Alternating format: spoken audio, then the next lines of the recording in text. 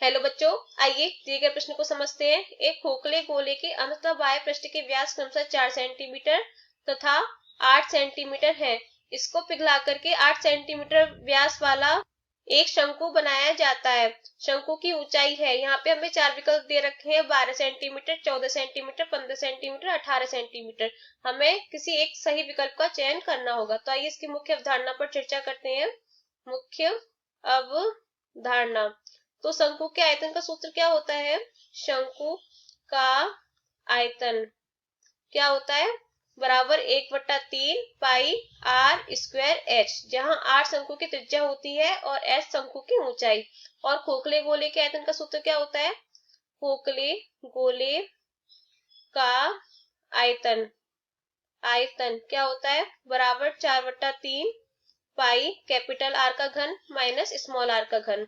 तो यहाँ capital R क्या होती है? कैपिटल आर खोखले गोले की बाह्य त्रिज्या होती है, स्मॉल आर होती है खोखले गोले की अंतः त्रिज्या। तो हमें प्रश्न में क्या क्या दे रखा है? हमें खोखले गोले के दोनों व्यास दे रखे हैं। तो बाह्य पृष्ठ का व्यास कितना दे रखा है? कैपिटल डी से लेंगे, कैपिटल डी बराबर 8 सेंटीमीटर। तो यहाँ से कैपिटल आर का मान क्या हो जाएगा? त्रिज्या व्यास की आधी होती है, तो 8/2 बराबर 4 सेंटीमीटर। ऐसे ही अंतर पृष्ठ का व्यास कितना दे रखा है? स्मॉल डी से प्रदर्शित करेंगे, बराबर 4 सेंटीमीटर। तो स्मॉल आर का मान कितना हो जाएगा? 4/2 बराबर 2 सेंटीमीटर। और यहाँ पे हमें शंकु का व्यास और दे रखा है। शंकु का व्यास को हम D1 से लेंगे, D1 बराबर 8 सेंटीमीटर। तो इसकी त्रिज्या कितनी हो जाएगी? R1 बराबर 8/2 बराबर 4 सेंटीमीटर। तो अब हम खोखले गोले को ही पिघला करके एक शंकु बना रहे हैं, यानी कि खोखले गोले का जो आयतन है वो शंकु के आयतन के बराबर होना चाहिए। तो यहाँ से हम लिख सकते हैं खोखले गोले का आयतन, खोखले गोले का आयतन बराबर शंकु का आयतन, शंकु का आयतन। दोनों के सूत्र रख दीजिए, हमने भी लिखे हैं सूत्र।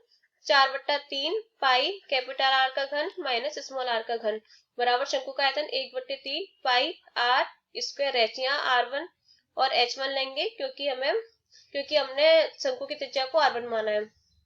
और हमें यहाँ पे ज्ञात क्या करना है? हमें यहाँ पर शंकु की ऊंचाई ज्ञात करनी है, यानी कि हमें H1 ज्ञात करनी है। तो आइए देखते हैं, सभी के मान रख दीजिए।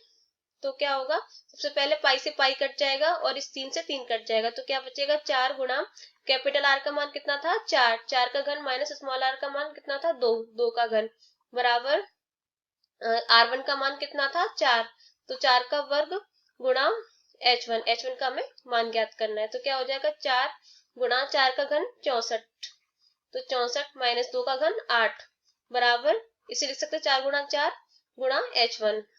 एक 4 से एक 4 कट जाएगा, यहाँ पे 64 में से 8 के कितने बचे? 56, 56 बराबर 4 गुणा H1।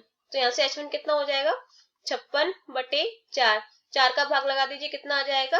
H1 बराबर 14 सेंटीमीटर। तो यहाँ से हम लिख सकते हैं अतः शंकु की ऊंचाई 14 सेंटीमीटर है। देखते हैं इसमें कौन सा विकल्प सही है। इसमें बी वाला विकल्प सही है, तो यहाँ से हम लिखेंगे विकल्प बी सत्य है। आशा करते हैं कि आपको ये प्रश्न समझ में आया होगा। धन्यवाद।